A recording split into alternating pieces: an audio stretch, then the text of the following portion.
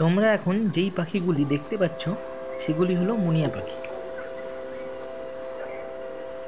ইন্ডিয়ায় মোট ৮ রকমের মুনিয়া পাখি দেখতে পাওয়া যায়।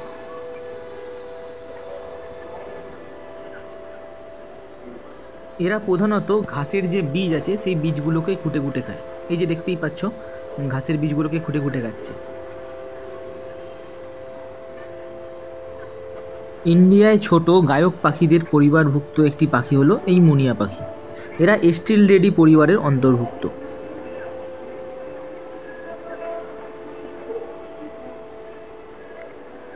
এখন তোমরা ফ্রেমে দু রকমের মুনিয়া পাখি দেখতে পাচ্ছ। ঠিক করে দেখলে বুঝতে পারবে পেছনের মুনিয়া পাখিটা একটু আলাদা।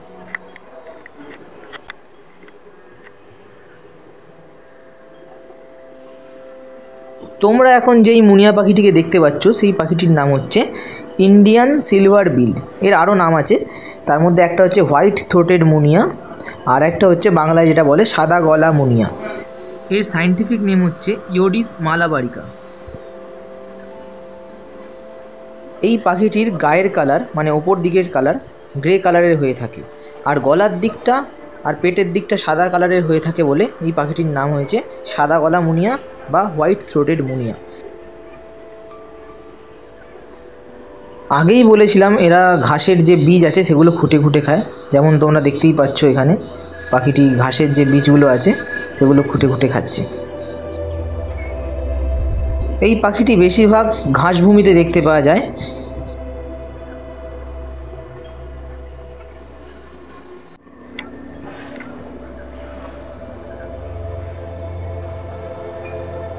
খুব সাধারণত পাখিদের মধ্যেও খাবার নিয়ে একটু আধটু ঝামেলা চলতেই থাকে।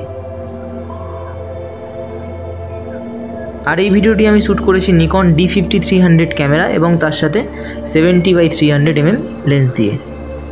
আর তোমরা সাথে থাকো, কারণ এরপরেই আরেক রকমের মুনিয়া পাখির সঙ্গে তোমাদের দেখা হতে চলেছে।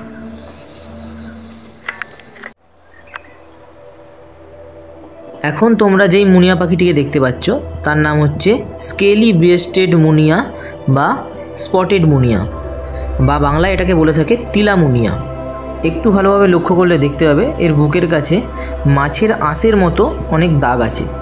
এই কারণেই এই পাখিটির নাম হয়েছে স্কেলি ব্রেস্টেড মুনিয়া। এবং এই পাখিটির গায়ের ওপর দিকটা বাদামি রঙের হয়ে থাকে। এবং এর সায়েন্টিফিক নেম হচ্ছে লংকুরা পুংচুলাটা। এবং এই পাখিটিও সাদা গলা মুনিয়া পাখির মতো ঘাসের শস্যদানা কুটে কুটে খায়। এখন কিন্তু পাখিটির বুকে এবং পেটে মাছের আঁশের মতো চিহ্নগুলি দেখা যাচ্ছে। ধন্যবাদ সকলকে। আমার নাম কৌশিক রায়চৌধুরী এবং আপনারা দেখছেন down to earth YouTube channel.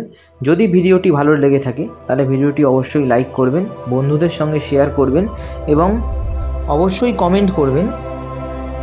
ভালো থাকবেন, সুস্থ থাকবেন।